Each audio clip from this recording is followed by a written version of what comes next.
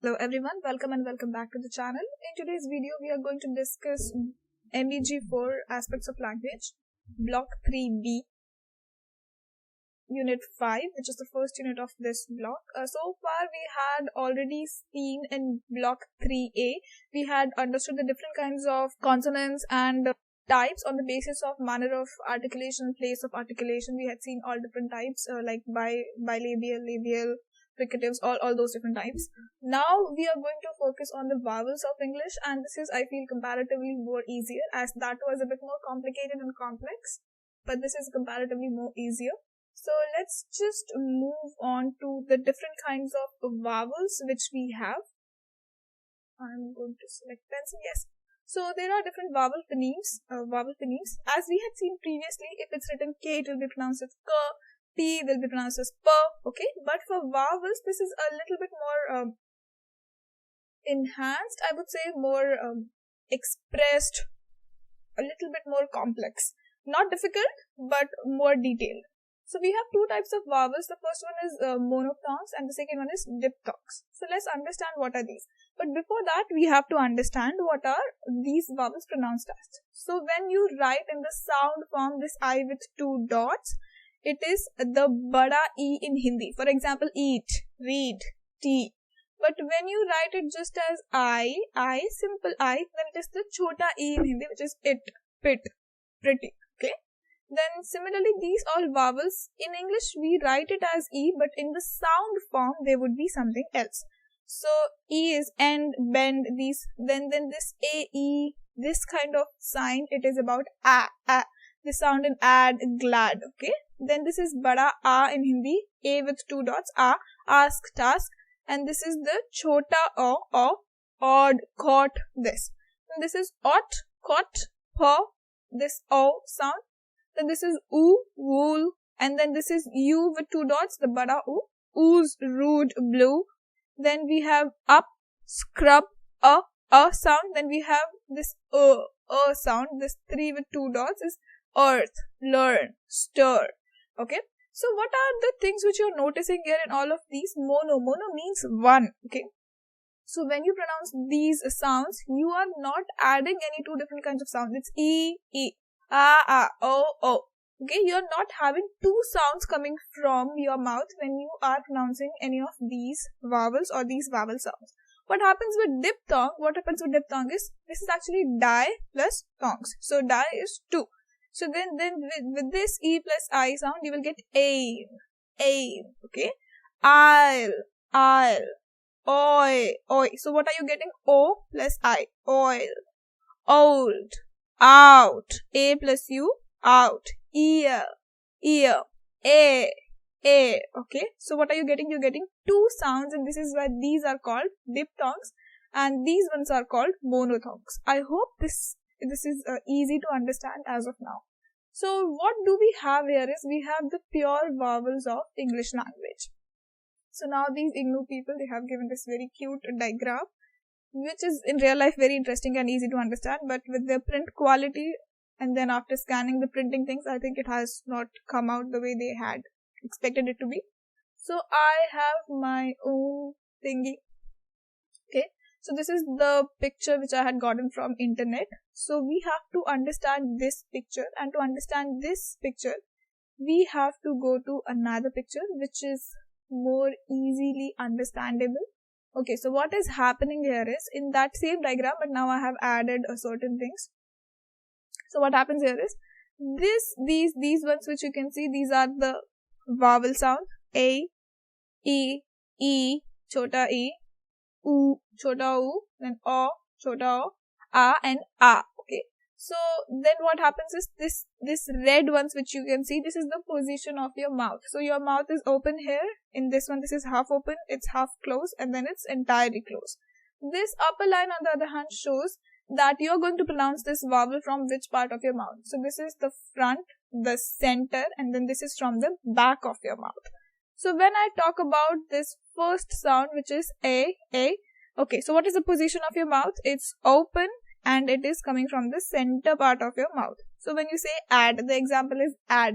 When you say your mouth is open and then it is coming from the center part, front and center, somewhere between front and center. When you go up, what happens is, now before your mouth was a, now it is a, end. So your mouth is half open and it is still coming from the front or center part. Then you go ahead, this is now half closed already, and then this is close, close. Now what are you pronouncing? Eat, eat. When you say E, your mouth is closed. Before it was a, now it's E, okay? And the sound is coming from the front part of your mouth. Similarly, if we move to the last part of this one, which is, the mouth is open when you say the word ask, but it is coming from the back of your mouth. Then the next one we have is odd. This sign is for odd. Now your mouth is gradually getting closed, towards close. Then when you say ought, it's even more closed.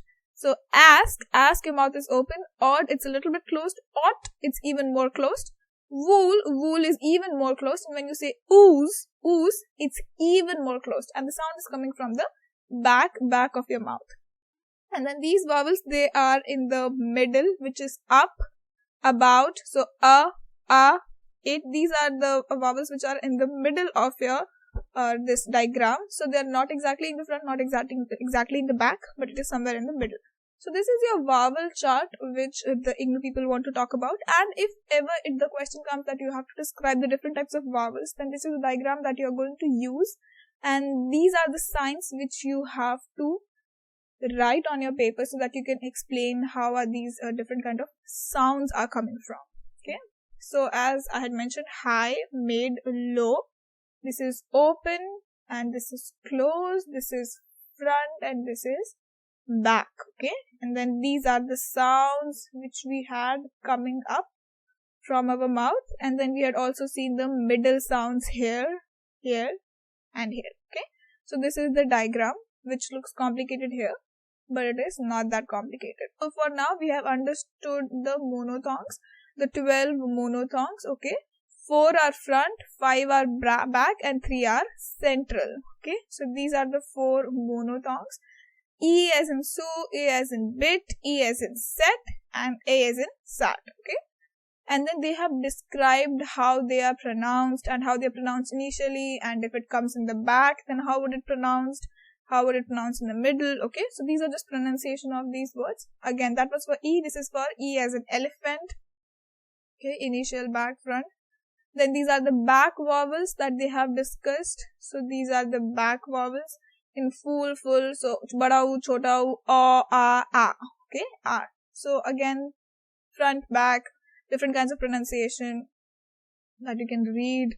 And then we have the central vowels. These are the central vowels, and again their pronunciations. With this we had covered the monothongs. Now we come to the diphthongs of English. So there are total 8 diphthongs. These are the 8 diphthongs which we have.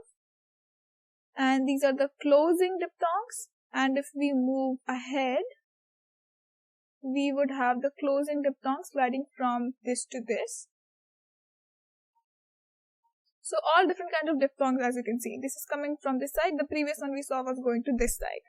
Again, more words to pronounce. And then these are the centering diphthongs which are coming to this center. They are coming to the center. Okay. More pronunciations to focus on. Okay. And with this whole unit is completed. This was majorly about monothongs and diphthongs and the different vowels which we have in the English language. I hope this was more clear, more understood by you now that we have discussed the diagrams and everything. I did not dwell into a lot of details because that is not necessary. You should just be able to understand what's happening in the unit and you should be able to produce that in your exam for now. So this was my aim and that's why I had designed this unit like that. I hope this was helpful. If there is any kind of feedback, if you would like me to do something different or a little bit advanced or anything, you would just any kind of feedback, I'm open to it. Let me know in the comment section. And if there's anything you would like me to cover before the exam, let me know now so that I can do it. Because if you tell me a day prior, then I also have other things to do or I cannot prioritize it as much as I would want to. So with this, we have completed Unit 5. I'll do Unit 6 and 7. With that, we will be able to complete Unit Block 3B. and then that would be 4 units of your MEG4, the 4 complex units, and then the rest of the units are comparatively easier. You'd be able to do it. So this was it. I hope to see you guys in the next one.